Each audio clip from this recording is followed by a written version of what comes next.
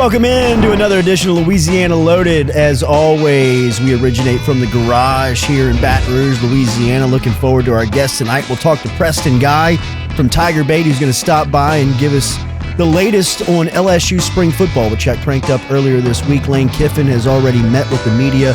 We'll talk to Preston about the new faces, the new coaches, some of the storylines in spring as we get a little bit closer to the Lane Kiffin era officially beginning in Tiger Stadium coming up in late August, early September. But Willy's back.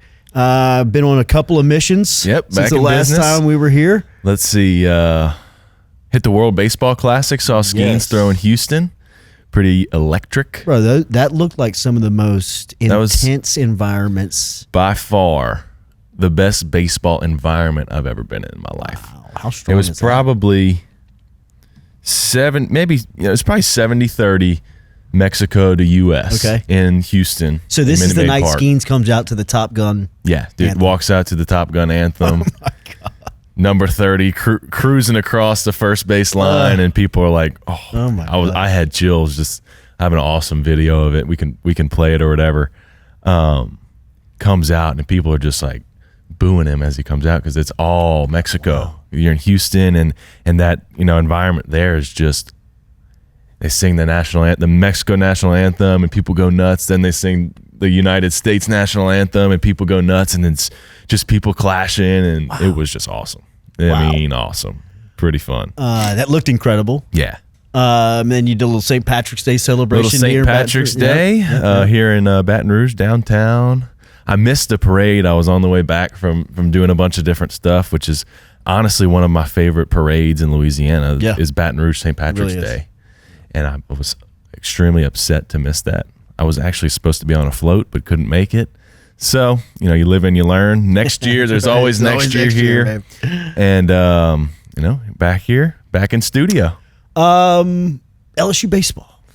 Yeah. They get a midweek win here over Louisiana Tech, and they set up a 3-gamer with Kentucky coming to town, and they need them, man. They need to bounce back. A couple of bad losses in SEC play put them at, I believe they're at 19-7 right now. 19-7, yeah, and then 2-4 in the SEC.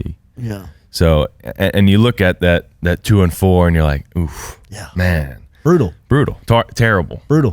That's not the way you want to start at all. But if you really look back into the games, and you go back to Vanderbilt, and you go back to one of these games against Oklahoma, that you're Friday honestly night in Nashville was soul crushing. Yeah, it's tough, but you look back at it, that Friday night, and then one of the 2 games here, Friday and Saturday, you win, both of those, and all of a sudden you're 4-2. It changes the narrative completely. There may be 6 pitches away from that happening.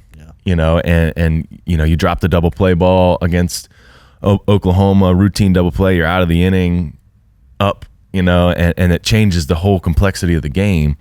And then, you look back at that Friday at Vandy, and it's like, man, we dropped the save. We dropped it. We dropped the close, and you learn from those things. And look, it could be worse. Like they're firing on the right cylinders to get back to where they need to go. Mm-hmm. And the win on Tuesday against Tech was great. They had a lot of young guys come out of the pen and do some great things, and the offense looked like it has looked before. 15 hits, 15 runs. They run rule somebody. Just another little momentum boost, confidence boost to the offense and to some younger guys on the mound. And they have all the makings to still be a great team.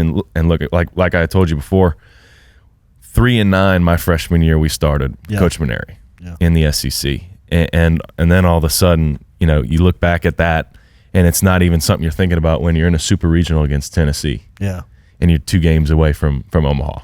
And baseball's like that, and it's all about when you're going to get hot at the right time, and if you can keep, that going, and you'd much rather be cold right now than later on. Sure. And as Skip used to always say religiously, tax day, April 15th. And I know we're creeping up on it, but we're still not there yet. No, you're still not there. And look, you're 2 series into the SEC. You got 8 more to go. Yeah. A lot more games at home. This will be a great test for them this weekend. A team that likes to do some funky things, likes to bunt, likes to steal. They try to steal home. They're going to steal third if they can get there. Like, they do some funky stuff, so it's a great opportunity for them to come out on top and really show who they are.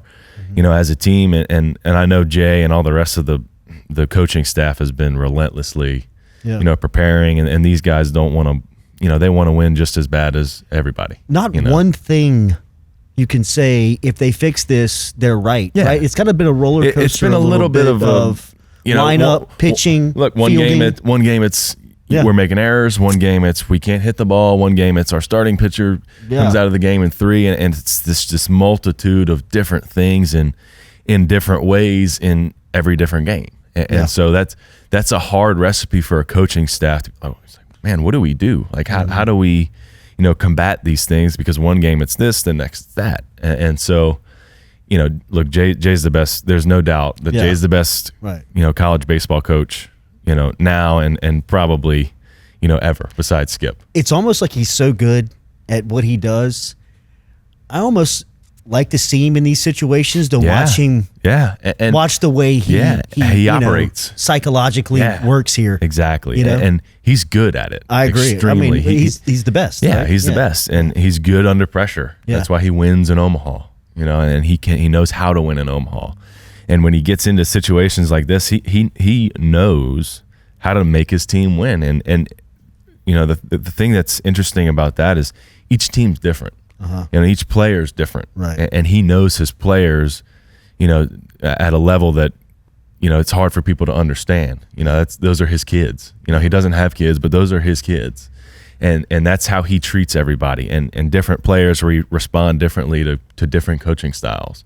One guy maybe he needs to sit a game and watch out. Like I know he sat Zach York the other day on Saturday. He had a horrible game on Friday, and he said that in his own post-game press conference against Tech on Tuesday.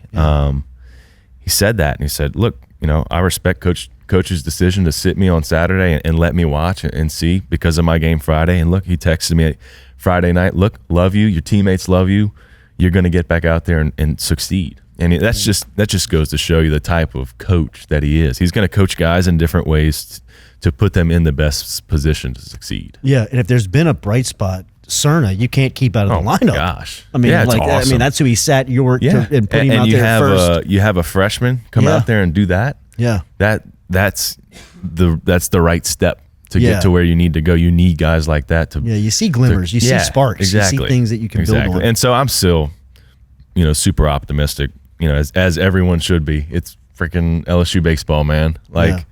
You don't know what's going to happen, and who knows? They may lose in a regional, or they may win a national championship again. It's just you can't know yet, and obviously Cooper Moore goes down, to some kind of injury, tricep, bicep. I don't know what it was. Hopefully, it's something that's recoverable within this season for him. I know he's a great kid and a great athlete, and hopefully he can end up on the right side of things. But if not, and he's a guy that's out the rest of the season.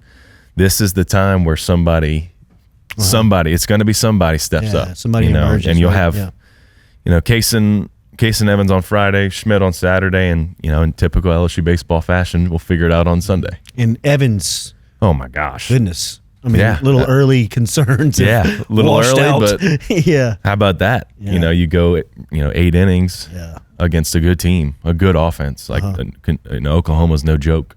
As an offense, and to see him do that and come on the other side of a lot of people saying stuff.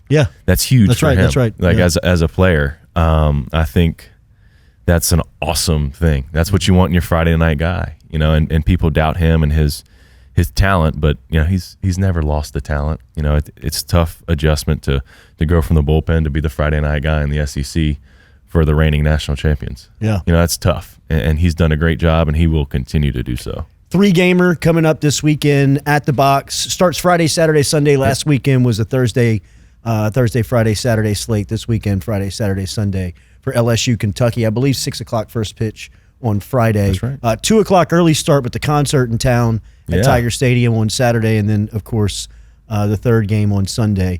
LSU ladies closed out their home big time season with a huge win over 2 monster wins. My goodness, man. Flaugier and the ladies moving on to head out west to Sacramento. Play Duke again, right? Duke Friday at 9 p.m. Wow. A late Some of gamer. these start times. Man. I mean, West Coast. But good to see that another Sweet 16 for Kim. Back there for Kim Mulkey and the crew. Yeah. That's awesome. Make sure and keep up with Louisiana Loaded on YouTube, on all social media. Like, share, comment, subscribe. We appreciate all of you finding us and seeing us and checking us out on social media. When we come back, we're going to talk LSU football. Preston Guy, who has covered the program for a long time, is over at Tiger Bait with Mike Scarborough and that crew. We will chop it up with him and talk to him about a lot of stuff with LSU football. Lane met with the media earlier this week. We'll get his reaction to some of the things that he said there. We'll also talk to him about all of the new faces. Sam Levitt was out there throwing a little bit. Wasn't working in team stuff, but what did he see? What are the expectations? New coaches, new faces, all types of stuff to get to. So come back with us, Louisiana Loaded, right here on our YouTube station and all over social media. In Hollywood, big truck wrecks can look devastating, but the cast and crew get to walk away uninjured. In real life, big truck wrecks can leave real families shattered. I'm attorney Gordon McKernan. That's why I'm here to stop these big trucks and their big insurance companies. Like you see in the movies, what I just did wasn't real. But what is real? At Gordon McKernan Injury Attorneys, we've recovered over $2 billion for our clients, and we're ready to fight for you. Welcome back to Louisiana Loaded, live here from the garage as we come to you weekly here on our Louisiana Loaded podcast. We appreciate you finding us out there. Make sure and subscribe. Check us out on social media, all platforms. Give us a follow, give us a like, share. We appreciate that. Good conversation in our opening segment about LSU baseball with Willy Hellmers. And now looking forward to LSU football with one of the best in the business. A guy who's been around for a while and following the program and has really seen his social media. You've seen his work on social media and throughout tigerbait.com, doing the staff writing over there and doing a great job covering the program.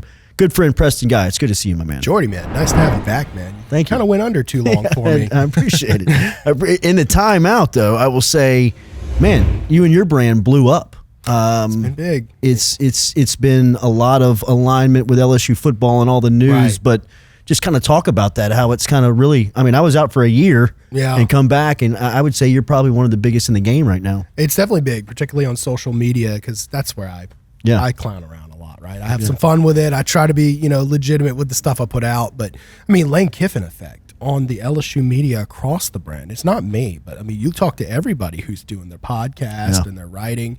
It's explosion. So it's one of those things. I think that's going to be the defining trait of the Kiffin era. I don't know if he's going to win as many games as you're going to want to win, but it's going to be exciting. Mm-hmm. It's going to be a lot of views. It's going to be just something can go viral at any time. That's the kind of personality that you've got magnetized around your program. So it's been big. It's been different having a coach on social media, like a head coach on social media. You look up, it's like Lane Kiffin has retweeted your stuff, and then it happens 63 more times. It's like, what's going on? Man, this guy's on it, man. He's better than me. Right. It's an incredible brand that he's built individually, and you just talk about the power that he controls on that send button, on the send button. His press conferences have become must-watch television in just the short time that he's been in town. And even I would go back to the last couple of years he was at Ole Miss. But I'm going to clarify. Part 2 of his press conferences have been amazing. So, and I've even been to a couple booster events he's been to. The opening statements, he's just so clean and polished, or, this is what's going on with my team. Obviously, we got to work on chemistry. And then when he goes off script, it's incredible. It's incredible. Yeah. The off script, just his personality when he's not prepared to say something and he's just reacting. It's so human. It's so easy to connect with, and his personality he's assimilating to Louisiana. So again, I don't know if it's going to result in as many wins as you want or not. We'll have to see. I think he's done a great job building the roster. It's a talented roster, no doubt, but it's more so that after a 4-year tenure of a guy who just would not. He was who he was. It is what he's not going to change for you. And then you've got a guy, on Mardi Gras floats, and you've got a guy who's just, cracking jokes, imitating Ogeron's accent. You know what I mean? It's just, it's been very fun, and he's very human with it. I think the element of him is he's on social media like the rest of us are. He sees the information, and he has similar reactions to the rest of us. So it's just, I feel like a lot of coaches try to detach themselves from the public, and he it's like a man of the people. He's one of us. You know, he like has the same thoughts and same comments we all have when we saw that news. Right. Take me back to the start of it. What was your point of view of the way that Verge navigated all of his business? Yeah. Then to be kind of thrust into a position of go find the LSU football coach. Yeah. Kiffin was the number one guy on it seemed like everybody's board who had an opening.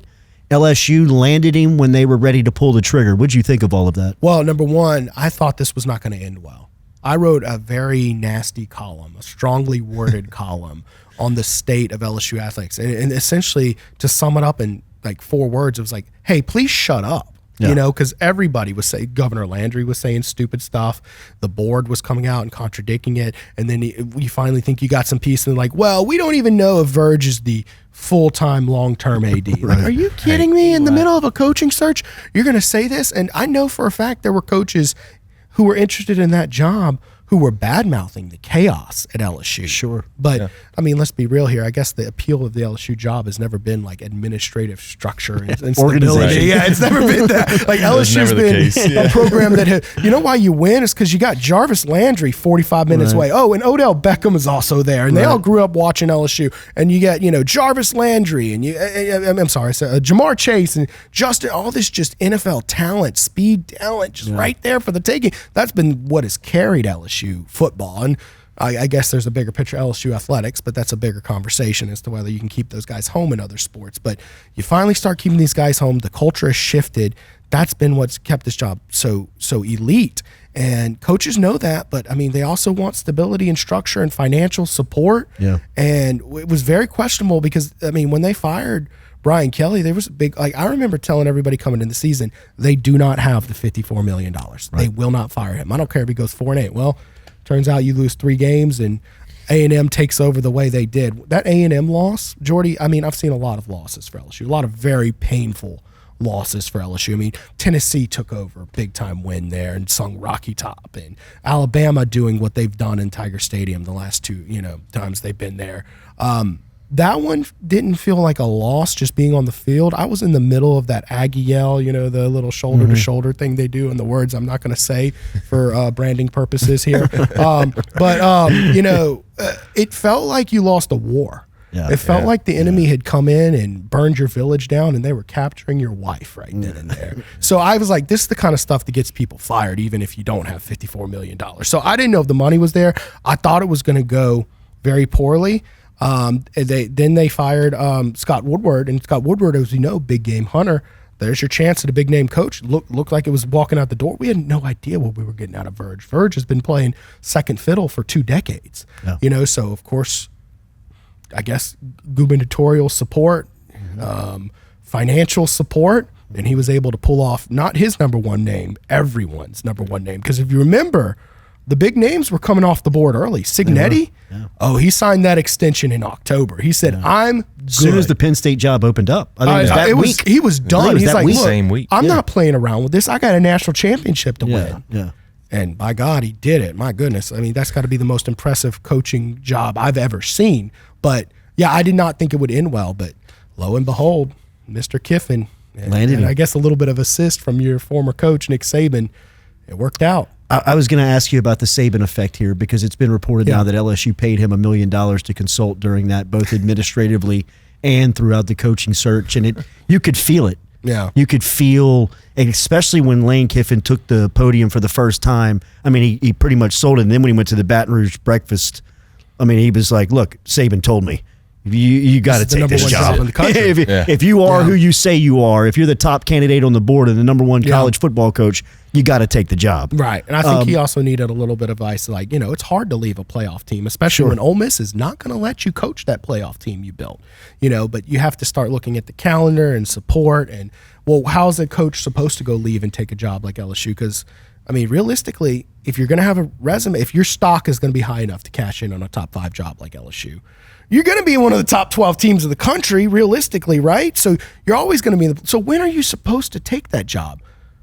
Are you supposed to, are you supposed to just wait until everything's said and done? No, they want coaches now in place. And by the way, LSU was willing to wait on him. Verge said that straight up in his press conference. So I think that he also needed help working through the immediate decision versus the long-term decision. And I think ultimately he went with, well, long-term, you want to be at a place like LSU. Yeah. Nearly 60 different players he's added to the roster, 60 new players. 58, I think, is the number.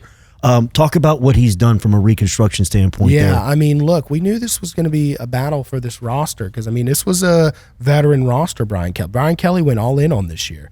He spent his 20-some-odd million, which, now seems like chump change, but 12 months ago, that was big money, man. I mean, come on. And, all the defensive line, they're all gone. Your senior quarterback, he's gone. And by the way, you put all your chips in that senior quarterback because Bryce Underwood didn't come, he left you at the altar. And you had no real backup plan. Clearly, you'd hope Michael Van Buren was going to develop, but he clearly was not ready. He was about as effective as I don't know if I would say injured or hurting Nussmeier, but regardless, neither one of them were able to get the job done. Right. And that's a problem when you put all your chips in one basket, and that basket didn't look too good. So, yes, you had this senior-laden roster, and there's a few core pieces, but also, I mean, you knew that you can't just roll out there with these players that went 7-6 a year ago and add a few pieces, and voila, you had to completely reconstruct it. Now, I think that I remember saying vividly that there are 3 core players you have to return. DJ Pickett, Harlem Berry, and Trey'Dez Green. Yeah. Those are the ones. I mean, everything else would have been nice to keep, no doubt, but those are the game changers. Those are the ones. And then you even add in some good pieces that you really would have liked to keep, like Caden Durham. Sure. That's a piece you really want to keep. Yeah. Now you're looking good at that running back spot. So I think what he's done is built a team on paper that is championship contending. But we've seen a lot at LSU. Championship contending paper team. Sure. And then what's the team on the field? Is it there? So hopefully they can get it on the field and on paper. I know you had a chance to see a little bit of practice earlier this week. What do you make of Sam Leavitt, where he is? What's the expectation of him this offseason and then going into the fall? All right, I'm going to preface this and say let's not lose our minds over practice one. I feel like the tradition is to have this overreaction. Oh, man, but they're going 12. In fact, my joke, just got my tickets to the Rose Bowl. Yeah. My joke every spring practice after the first practice is I look at the nearest beat reporter after they send us home and say, so 12-0? That's just a joke, okay? Because they're in shorts. Yeah. They're not wearing pads. And in fact, I didn't even go look at the linemen yesterday when we went out there because I'm like, what the hell is, Jordan Seaton beating up on a practice dump? That tells you just shy of jack shit. I'm sorry, we're not allowed to curse here. Good. But we're good. That tells you nothing. So I went to the quarterbacks and receivers, and Sam Leavitt, I mean, they all threw sharp against air. Yeah. Against air and not even picking it's one receiver, one quarterback. So you know the route, but I think I saw 2 balls hit the ground. It's pretty good even against air, and they for the most part hit the guys right in the numbers, and all 3 of the big name quarterbacks, and even Emil Picarella, the U-High kid, he looked pretty good out there too. Yeah. And they're high on him, by the way. They think he's the best walk-on in the country. So that's big news. Now whether he's got the size. I mean, he's got some arm talent. He was good at U-High. I'm sure you remember that, absolutely, right? Absolutely. But they feel really, and I would argue on paper, again, we're going to use that on paper term, this might be the best quarterback room, deepest quarterback room in the country, right? Yeah. Now, not necessarily Sam Leavitt's the best quarterback, but I mean, Landon Clark is a dude. He looked really good out there. He throws a clean ball, a lot of potential on him, and hopefully you can get him to stick around and develop. But Husan Longstreet, he throws. It's not this super high velocity ball. It has an arch. It's a catchable ball. Yeah. It's one that'll sneak over the DB's head. Yeah, and he was kind of reminds me of Rohan. The way that Rohan used to kind of just drop it in. That's because he was throwing at elite. Yeah. Longstreet was. And I mean, his style, I mean, it's just pretty. And the numbers were pretty in his limited action. So I would have not been mad if Husan Longstreet, you're convincing me, well, that's your starter next year. I would have been like, that's not bad. Right. The guy stepping up, 5-star kid who had really sharp numbers for USC in his limited action. I'm fine with that. But then you pull in Sam Leavitt as well. Now, Leavitt, you asked me about the injury. I know we went off on a tangent there. If he's injured, I don't know if it's affecting his ability to throw. Like, it looked pretty good. He has to be at least 95%. I think the 2 missed throws were him, but they weren't bad misses. Yeah. It's just more of like you're working, it's first day chemistry stuff. But they let them throw it deep, man. I mean, they were chunking it 50 yards, and he was hitting them in stride. These guys were barely slowing down in the back of the end zone for these balls. I mean, pretty good, accurate stuff going on there. But where you do clearly see it, is when he's trotting to the other side. The other two quarterbacks get there, and he's 20 yards behind because he's taking it very easy on that foot. How much do you need that in Weiss's offense? A lot. Yeah. I mean, you know who Ole Miss's second leading rusher was last year? Was it Trinidad? It was Trinidad, and it wasn't particularly close for number 3. It was Keywan, and then we're going to give you some Trinidad to give him a break. So, yeah, they're going to use your legs. They don't want slow mobile. They do not want statues. They want guys with quick releases, and they want guys who can read the field well. And they want guys who can buy some time with their legs and ultimately be a weapon with their legs, right? Yeah. So Sam Levitt can move now. I don't know if he'll be able to move quite as much because you know this is the same injury that Matt Mock had. Yes. Yeah. Okay, and if you talk to Matt Mock, he'll tell you straight up. If you remember young Matt Mock, he could move. Absolutely. In fact, we thought he was a scrambler. And then the 03 Matt Mock really kind of turned into more of a pocket passer who was selective with it. So that's really what we're going to be waiting on to see is, can he still have that same foot speed? Because he definitely could move. In fact, I would argue the tape he's put out is not dissimilar to Matt Mock. Obviously, very different eras. Sure. But he can scoot, man. So that's going to be the big if, in my opinion, is does that Liz fracture, does that cause him to lose foot speed? Because you will use it in Lane Kiffin's office. Make no mistake about it. New faces everywhere. Yeah. Most new faces at the wide receiver spot, right? Yeah. I don't even know any of these guys. Are you kidding me? But it's exciting. That's going to be fun, by the way, to determine the pecking order. Yeah. There's not like a go-to guy. Like you There's can point to the Kansas State typical grad, LSU J.C. dude, right? Brown. Yeah. But even Jace Brown, he had like 863 yards last year. It's not like you're bringing in a 2,000-yard receiver, and even when you do that at LSU, sometimes you get a Jonathan Giles. But anyways, so there's just because you're transferring from the Big 12 and you were a stud over there doesn't mean that you're good enough for nickels. You know what I'm saying? So, there's going to be a real fun pecking order of who's out there. So, yeah, a lot of new faces. The one face we did recognize had a really good one-handed grab, Phillip Wright. They kept him for a reason. I'm going to tell you this. Everybody they kept on roster, they kept for a reason. Basically, they said nuke it. Except for we have a reason not to nuke you. Let's keep him around. So if someone's on roster, even if you have no idea who he is, they did their homework. They did their homework not only if they're good or bad, but if they fit or don't fit. They also did their homework on if they're high character or not, because that's actually been a big part. People don't look at Kiffin as like this is the staple of character in college football, right? But he believes that if you're going to build a roster from 58 new faces, basically a new team, right? I mean, that's an NFL roster plus some that you're bringing in. If you with think a practice squad. Right? Plus the practice squad. My God. You need to have high moral character guys, leaders who really bond the team together and get that chemistry. By the way, Whit Weeks, that was a huge part. So, but Whit Weeks, by the way, was Lanyap. I told you about the 3 guys you must retain. I kind of wrote Whit Weeks off. I was like, well, he's just going to go to the NFL, coaching change, all that. But then I guess when your girlfriend's dad is the coach. Little father-in-law. Little father-in-law deal. Not much of a the choice. pre-father-in-law. It's like, hey, son, you want me to pay for that wedding in a couple of years? Right. You better give me a 4th year in Baton Rouge, huh? Right. So Weeks, by the way, he was out. He was. He was out. I mean, he caused a hell of a stir on social media running that 40 with his shirt West off. Weeks. Yeah.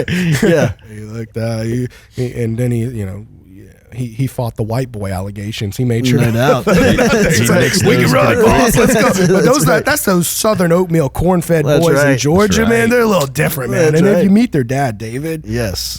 First off, he's an O-line coach, and he's a football. He was a stud at Georgia. This is a football. He was a player at Georgia. Dude, was he? I mean, I'm shocked. They are the O'Doyles. I mean, like they are. But like I'm not certain they have a personality outside of football. Like they might just go home and talk football. I don't know what he and Landry really talk about outside of football. But Cover 3 daughter, she might be with it. You know what I'm saying? How clutch, how important was it for him to keep some of the coaches intact, especially on the defensive side, and then all the new faces that he's brought in? I mean, this coaching staff has really overhauled. Well, it's one of those things where when you're rebuilding from the ground up, continuity comes at a premium, right? So I think keeping Blake Baker and what he's done, that was huge, especially, my God, you got the guy to say no to a D1 job. In his alma mater. Where he played. Right. Mind-blowing, but that's what just different means. When the defensive coordinator job is better than a head coaching job in your state, That's the effect LSU can have. Now he's getting paid. Oh boy, is he getting paid? I think he was the highest paid before the Ohio State guy got monster money. I was looking at his. I think it's 3.5, and you remember what Saban got paid after 1.2? No. Well, when he first started. Yeah. Remember after he won the Natty? Was it 2.3? 2.5 and $1. That's right. Because it was one more dollar than Stoops. Stoops is the other coach. It's a big story. I see. I got these 25-year-old references up here. You know what I'm saying? But it's just mind blowing. Like that was the highest paid coach. That's right. Head coach, and now the DCs are just mopping the floor with that, buddy. Like $13 million. That's nothing. We got this. 3.5 for a coordinator. Sure, let's go. But Blake Baker's making his money, but he fits. He's part of this system. He's a good coordinator. That was huge to keep some of those guys. Keeping Corey Raymond in place. I think if you look back, we probably should have seen the red flags with Brian Kelly when, and I understand the desire wasn't, in fact, some of the media like myself was even pushing that you probably need to clean house because too much of Les Miles was brought into the Orgeron era, right? So yes, just start from bottom, and that's what Brian Kelly did, but you probably should have been looking at guys like Corey Raymond and said, even Blake Baker was in the building. Blake Baker was there too. And then here's the thing. You fire these guys, you let them go to another schools, and by the way, play against these guys too, Moffitt. by the way. Moffitt. Coach Tommy. You're playing against these guys, and then you bring them back 2 years later at twice the money. Right. Why don't you just keep them in the building? What were we doing there? So, I like that Lane Kiffin was selective, and he said, look, this is a good asset, man. We need to keep this guy in play. I thought his Corey Raymond answer at his opening press conference was as good as any answer that he gave of, what do you mean, why? Yeah. This guy's a legend. This is the guy. This is the dude. Yeah. I mean, it is what it is. And now, guess what? You're right back to bringing in 5-star corners, and they're, recruiting guys on the trail that,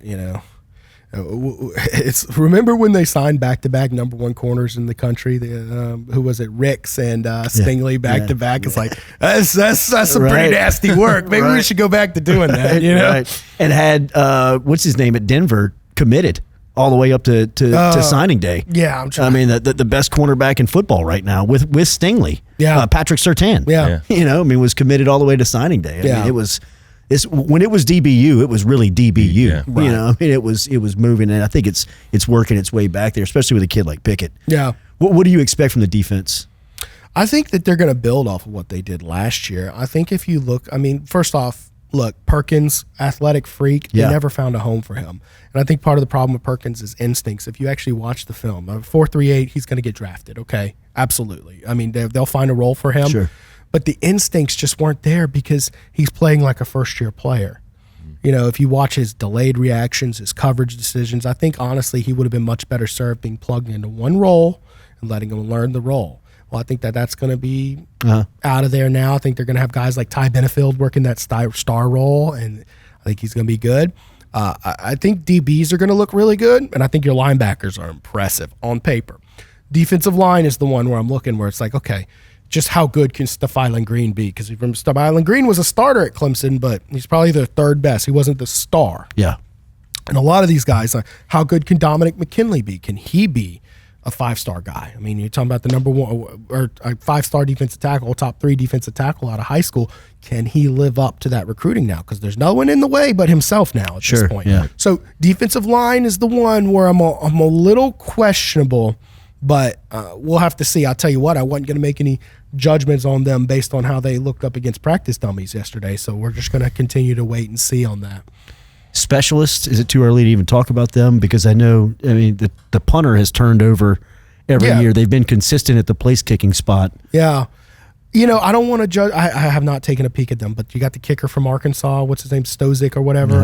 And he was money from inside 50. It's just, can he hit 50 plus? And you do see that sometimes those guys can. Look at Ole Miss's kicker this last year. What a difference maker he was. My goodness, man. Changed the game. I said he's the best player in the country. Forget Fernando Mendoza. It's a cheat code almost. Fernando Mendoza's really good, but that at his position, that's the best player. Give me the Heisman vote on that guy. But anyways, I don't know if he's going to be like a 57-yarder game winner. I don't know if he's going to make half the field scoring position like a lot of guys can, or I guess a handful of guys can. But I don't really have, and I think they'll be stable. I think they'll be fine there. I I just want to wait and see till they actually put the pads on sure. before I actually give a judgment there. I love the schedule. Do you selfishly? You know, for what you get to see. Yeah. What do you make of that? What they have to go through? It's one of those things where you could be a top 10 team and you go 8-4, which kind of makes you nervous because, I mean, make no mistake, this is not, the attitude is not the same as it was with Brian Kelly. 2021, he was able to build a better team because of using the portal. He brought in 15 players, and we're like, man, my God, he just flipped this sucker on its head. We brought in 58 this year, man. Leroy Jenkins. Still looking for maybe more. You know what I'm saying? Like, and the amount of money going into this roster, there's going to be let's see if we can develop the team and start making, building blocks to a chain. No, brother, they want playoffs this year, and that schedule makes me nervous for that. Now, mind you, a lot of times these schedules on paper coming into the season look daunting. Yeah, you're looking at the helmets. Yeah. Well, and you look at what it was last year, too, and what's coming back. And a lot of times teams just aren't like, do we know Texas is going to be a juggernaut? I don't know. I mean, Arch Manning did pretty well toward the end of the last year, but do we know that they're going to be this just elite powerhouse? How's Alabama going to look with a new quarterback? They're either rolling with the Mack kid or the Keelan Russell. I don't know exactly how that's going to go. So there's a lot of ifs on the schedule, but I mean, on paper, Tennessee turns over the quarterback. Yeah, well, we don't know how Tennessee's going to look. You have to go to Tennessee as well. That's no cakewalk. Auburn, how are they going to look? Because they brought in basically the Bryce Bynum kid, and you figure with Golish in place, that should be a team that is tough. And you're going to Auburn, so. The way I look at it, though, you got 4 teams that are going to be top 10 when you play them, most likely. Most likely, okay? Obviously, Ole Miss will be top 10 when you play them because there's no way LSU of them. So you've got Armageddon of football with all the pressure and all the trash talk. I don't want to know what my Twitter mentions are going to look like if LSU loses that game. Are you going?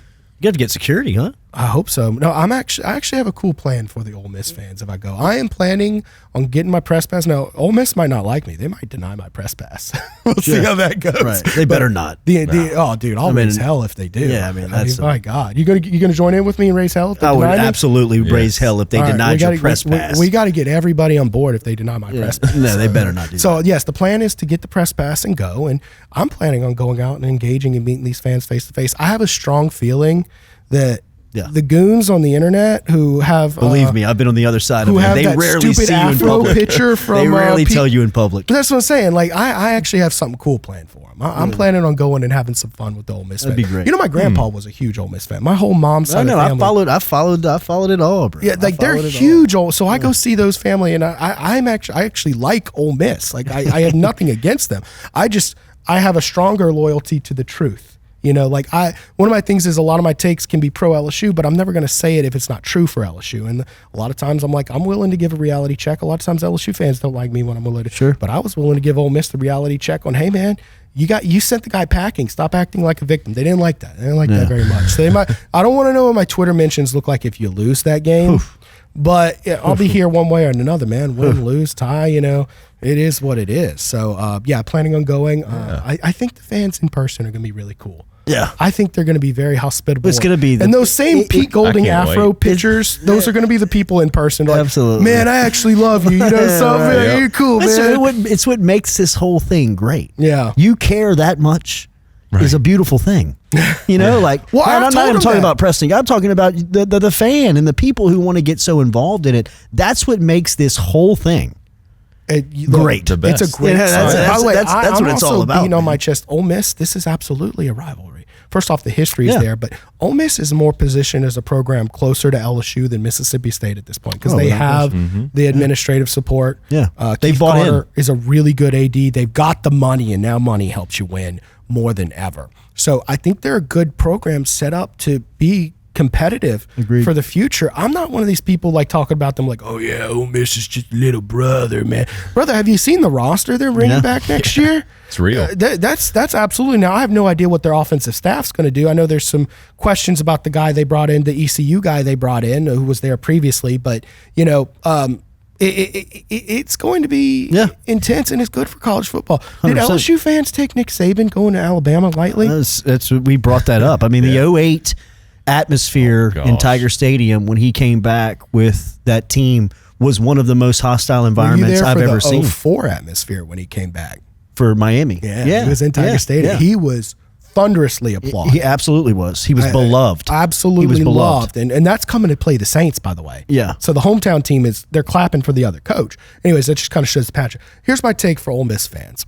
The second you allow a guy like Lane Kiffin, your head football coach, most successful coach in modern football history, to go to effectively one of your arch nemesis. I mean, we know what Mississippi State is, but LSU's also there. The minute you take that and you aren't pissed and you aren't acting an ass, your program has fell into apathy and your program is doomed. That's absolutely so good. Right. Act up, but maybe some of the things, the way they go about it is probably where I could get at them. Come on. The best troll job I've seen in the last 4 months was the Deuce McAllister picture. That was just different, baby. It was. He had to come out and apologize for it on Basically. Monday. I mean, like say, look, whoa, hang on. Boy, his son's getting recruited too. He's a dog. Just saying. Yeah, he's he a is. dog. He's a hell of a basketball player. It might not be his last, just different. I'm telling you. Hopefully not. All right, so the football thing, man, it's like you said it, huge expectation now. Yeah. It's year in, year out. You're a playoff team, right? Playoff or bust? Yeah, that's the expectation. Is LSU a top 12 program? Yeah. Yeah. Do they have top 12 resources? I would say top 5. Yeah, no doubt. I mean, these are very easy yeses. I'm setting the bar pretty low here, in my opinion. So we're talking about top 12 program. Do they have top 12 money? Probably at least close to it, if not top 15. They could scrounge it up if they needed to. So you can't tell me talent base is definitely. I mean, I think talent base they get top 3. Top 3 in my opinion. I think Georgia and Ohio State are the other two that really have a talent-rich background where they don't have to compete with anybody. I mean, no disrespect to Georgia Tech or who is at Cincinnati, but I mean, come on, when was the last time you poached a recruit from the big dogs and say? So yeah, they're gonna be recruiting leading base. So LSU should be in the playoffs every year. This is not a program that should be struggling to go 8-4 or 9. That's just not where you're at. So if the coaching and administration is in a spot where you are also top 12, there's no reason not to, at least on average. That's the way I like to look at these things. Like okay, you missed the playoffs one year, things happen. It's the SEC, but at the next year, let's win a playoff game the next year. Average this sucker out. You know what I mean? Yeah. Preston, I love you. I come to you for LSU football. I don't go to you for LSU basketball, but it's in the news, right? I mean, we'll talk. Are you paying attention to this stuff? It looks like this Heath Schroyer stuff just kind of hit the news with Rothstein putting it out there. The McNeese athletics director coming over in an associate role with LSU. It seems like all the roads are paved to Raleigh, to North Carolina of Will Wade. Wade Roos here in place too. I mean, LSU basketball is in a place of apathy. Remember when we talking about that apathy with Ole Miss earlier? I mean, they're in a place where it's just been 4 years of just whatever, and that's a bad spot to be. Heath Schroyer coming over. That's no coincidence, and that's a big time hire. I mean, they're not hiring him to go out there and give McMahon an extension. I don't think. I mean, and I think that if this goes down as it looks like it may, I don't want to be too official and make myself look dumb. And then, someone clips it. There's on no the official reporting out there. Then all the NC State fans talk about how dumb I am for the next 5 years. More Twitter mentions for you. Exactly. You know what I mean? So I don't want to count my eggs before they hatch. But if it goes down as it looks like it's going down right now, I mean, LSU's the villains of college sports. I mean, you talk about the coach. You got Lane Kiffin. You got Will Wade coming back after you fired him for cheating, and now the cheating's legal. So it's cool. Now, what was a terminable offense is now like a resume booster. I have 7 years of building NIL experience. Right. Well, NIL's been around for What did he say at the press conference a couple of months ago? NIL, now it's legal? Now it's legal. Right, as I'm saying. So he's got a decade of doing it, and it's only been around for 4 years. So, I mean, that's an excellent it's a great resume building. What an incredible internship you were working. So you got, and you're just going to be unapologetic and just bring him back like F you. I don't care if this is my first year on the job. We're coming back, baby. We're sending a message. So you got him, and then you got Mulkey, who's unapologetic and probably one of the most villainistic characters in college basketball, because just culturally polarizing. She is the cultural opposite of what everybody else is in women's college basketball. So Will Wade, Kim Mulkey, Jay Johnson, just building a dynasty. I mean, over there. I mean, it's really you better enjoy being the hated school in college athletics if you pull this off, because that's what you are. You've said, I'm putting on the mask. I am Darth Vader now. Let's go. It is reignition to the glory days of the golden days. I still think the golden days are here. I think they started in maybe late 90s when Kevin Falk was on his way out, 2000s when He won the SEC title. Saban did in 2001. But it slumped down a little bit, but to reinvigorate it with guys like Wade Johnson and with Mulkey on campus, and then you bring in Lane, it brings this type of cachet to it of just, wow, this is almost like athletic Camelot. You know, I mean, like, everybody hates you, but I know why. You know, I mean, like, they would love to be you. Embrace it. You know, look, villains are never the teams that go, you know. You think McMahon's anybody's villain? Right. Does anybody stay up at night thinking about how much they hate Mac McMahon? Maybe LSU fans do. But does any other campus stay up at night? Like, you're the villain if you're doing something to hurt them. You know what I mean? Why do you think Nick Saban was LSU's villain for 17 years? Why Ole Miss is so hurt? Why do you think Ole Miss is so mad right now? Right, because the villain is there and he's here to hurt you now. Well, that's what you gotta. It's what you gotta be. So I hope LSU fans are open to that, because I mean, look, your social media mentions aren't going to be fun every time you lose moving forward. That's what being the villain means. But here we are, and Jeff Landry and Wade Roos and Verge Osbury, they're in for it, man. Yeah. And hopefully it'll be good for our business too. Sure. You know, the thing is, everybody's like, Preston, is it winning good for business or whatever? You know, I'm like, excitement is. And there'll be plenty of excitement and buzz moving forward. Last one. What do you expect for this opener with Clemson? Well, aren't they like 11-point favorites? I guess the only thing that scares me is I see no signs of life out of Clemson. And usually when there's no signs of life like that, like, they're going to come out and surprise you a little bit.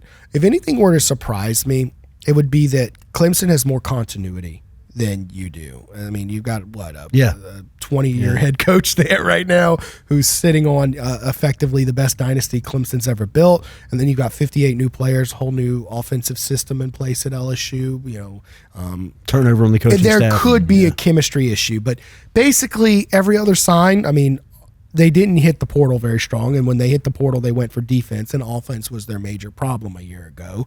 You don't have a big-name quarterback for Clemson coming back. I don't know. And defense for LSU should be the one that peaks sooner. They should have more continuity on that side, whereas offense is probably what might take some time and be a little sloppy. Like, I think they'll move the ball, but they might have like a turnover issue or something like that early on as they learn to play with each other and learn the playbook.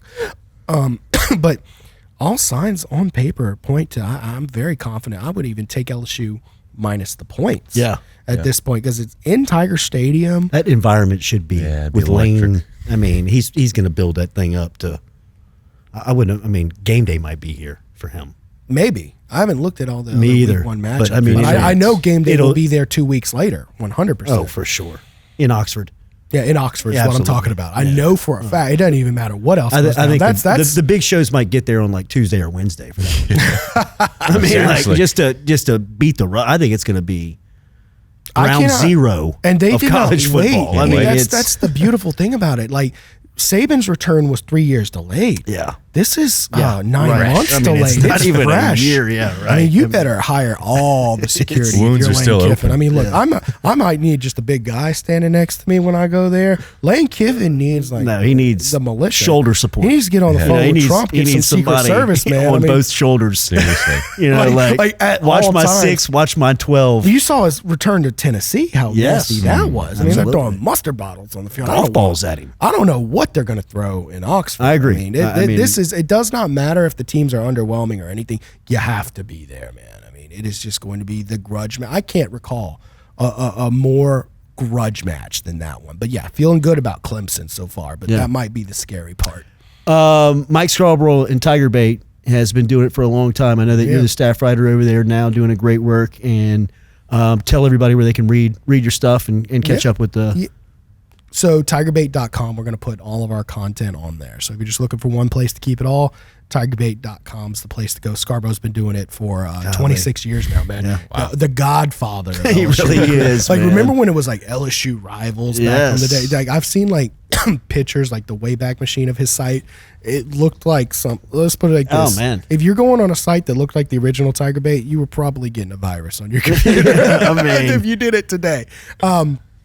Yeah, tigerbait.com. You can follow me on social media, pguy77. I'm there doing my thing. That's where I put my lighthearted. The way I put it is Tigerbait's where I put the work, and Twitter is my log. Any thought I have, I just Write it out, put it out there, and Twitter's willing to pay me for it, so why not? You've done a great job, man. Thank you. Appreciate it. I appreciate you stopping by here today and sharing your knowledge with us. Preston Guy, TigerBait.com. Louisiana Loaded. For Willie, for Brandon, for the crew, for our guest, we appreciate you. We'll talk to you next week, always on Louisiana Loaded. Make sure to like, follow, subscribe, all of our social medias, and right here on YouTube.